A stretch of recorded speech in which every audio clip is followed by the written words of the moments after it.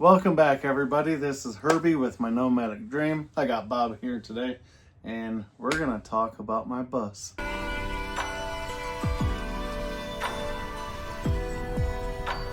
Let's start with where I got my bus. Northwest Bus Sales out of Washington State. I was on their website for a few weeks just looking at everything, and I saw this bus. And the height was very important, so that's what I paid attention to. So it's a whopping 6 feet 4 inches of interior headspace, which is very important so that you're not walking around like that. I'm not going to disclose how much I paid. It doesn't matter because your experience buying a bus might be different than mine. I will say that I did not go to Washington and look at the bus first. I bought it essentially sight unseen, even though they were able to provide me with as many photos that I wanted and a complete walkthrough and undercarriage video so that I could see everything. Because that's a 19-hour drive from Page, Arizona. Logistically, that would have been nearly impossible, and it would have cost way too much money. And then if I did decide to purchase it, I would have to fly back and pick it up and drive it down. And, you know, traveling is not cheap. But I did have them ship it down to Las Vegas at their other dealership because it was about $1,200 cheaper than it would have if I had them ship it to where I am currently. And it's easy to find a ride when it's only 4 hours away versus 19. They do have a service where they will take out all of the rear passenger seats for a fee, of course. They will also title it as an RV for you. So they'll put in a makeshift mattress, which was just like this 1-inch flimsy foam sheet, and a toilet. And they left a toilet in here, so that's great, because I'm going to need that while I'm hooking up my black tank. So that should be wonderful.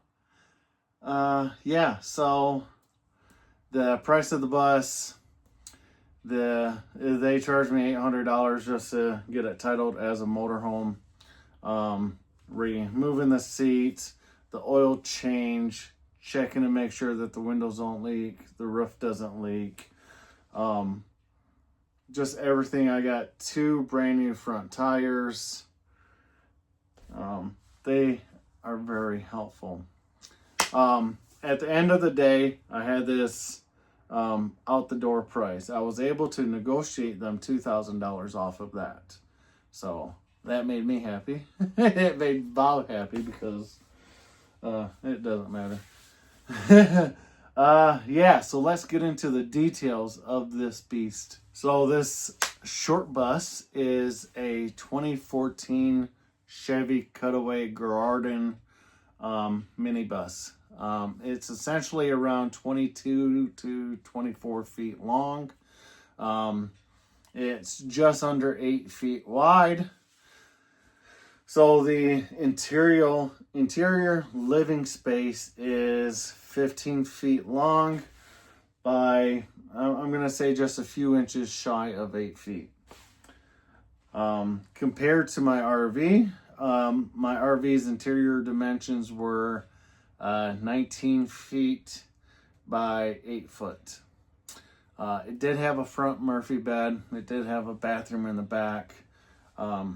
So give or take, the actual living space was around 15 feet. So I'm not really losing a whole lot of space, sorta. Things are going to be laid out in here differently to make the most of it.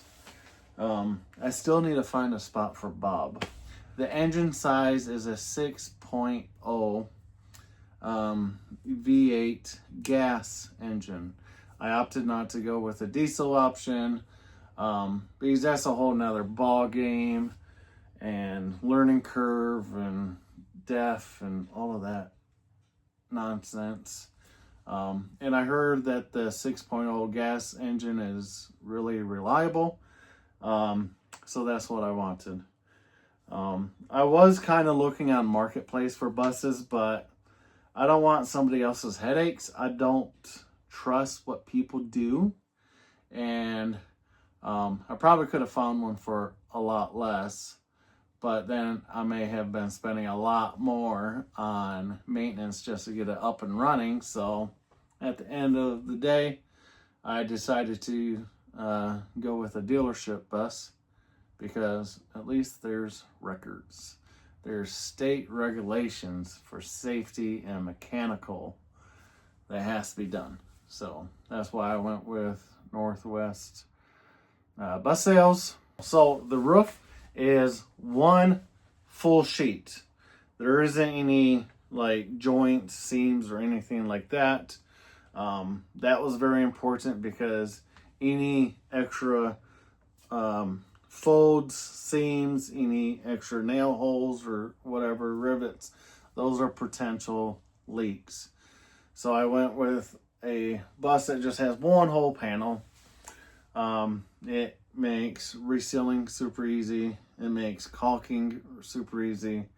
That's why I'm not taking down this roof in here, because the insulation that I have seen, by taking off like the lights and stuff like that just to see behind her, the insulation looks brand new.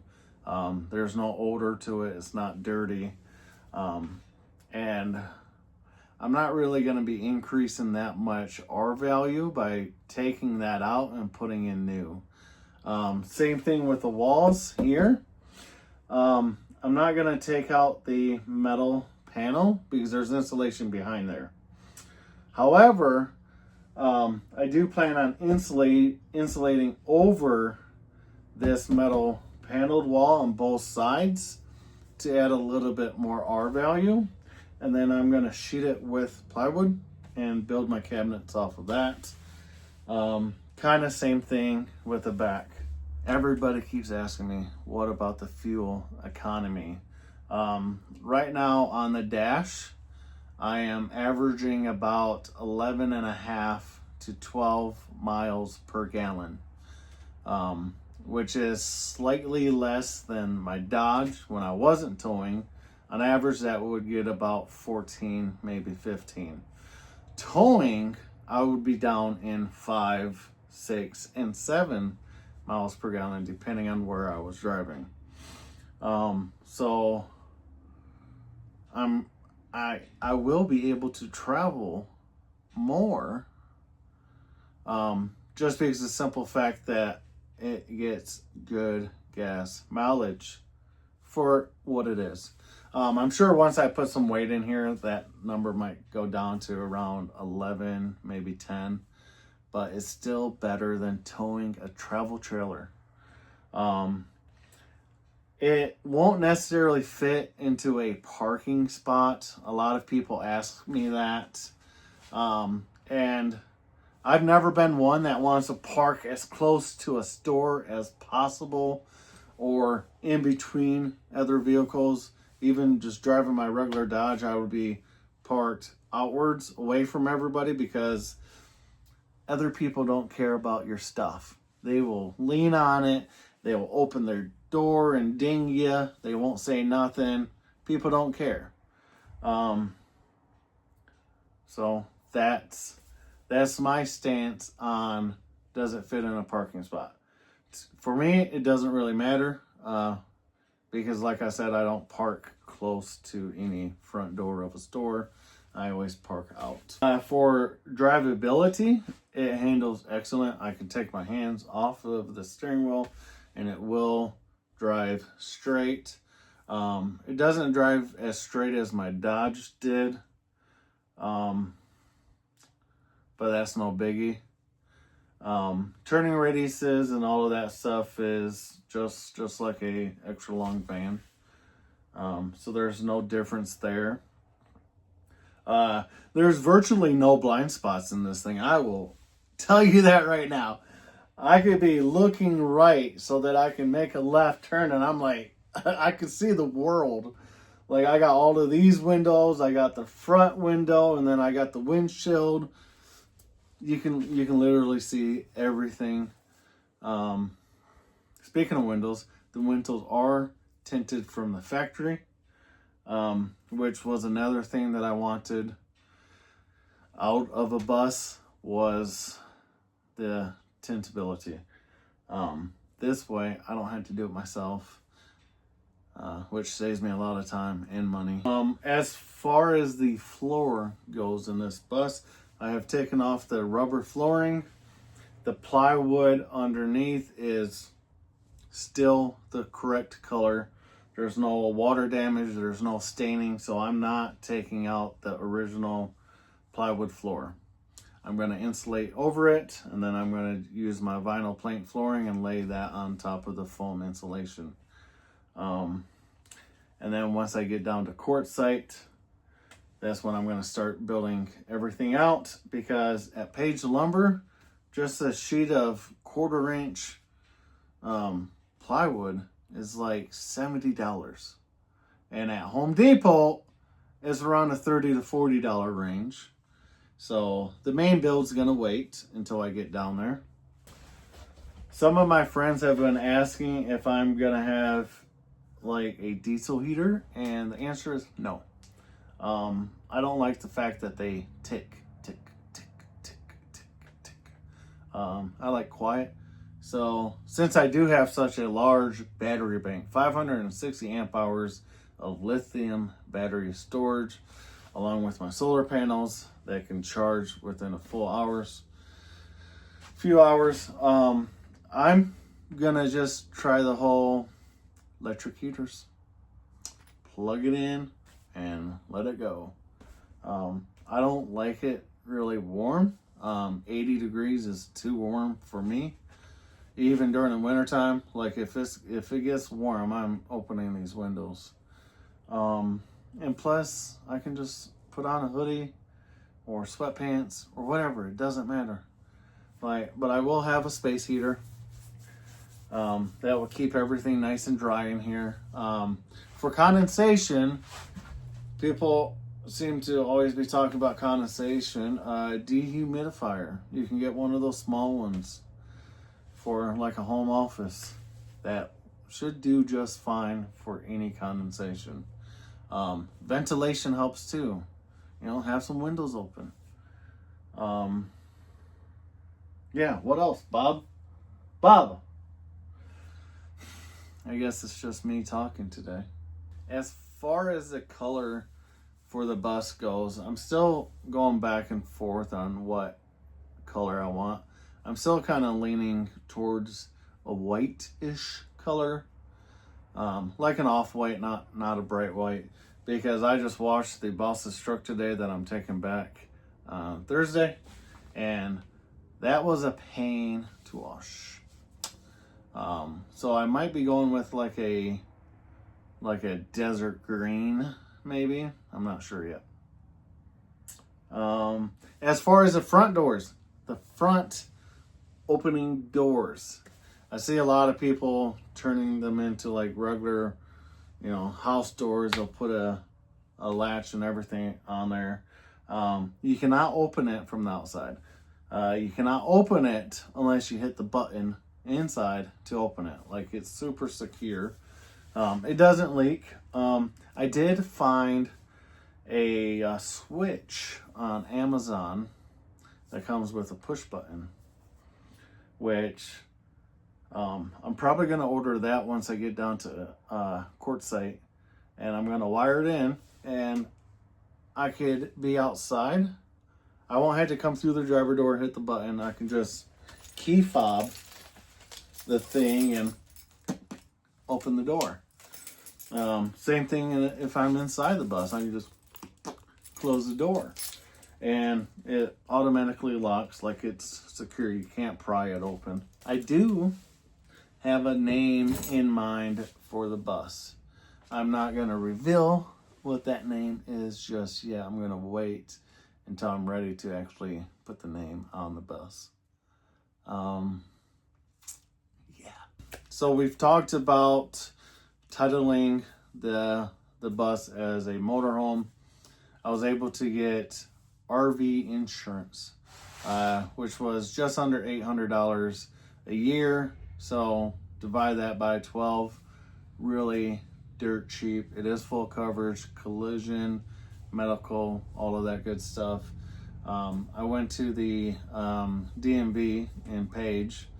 Don't go there. The lady kept having to call her boss to figure stuff out because they were trying to have me register it as a commercial vehicle because it's a 3500 Chevy. And I was like, it's not for commerce. Like, I'm not hauling people. It's a motor home. Is all the gals there. There was another person that came in with an F-350, just a regular pickup truck.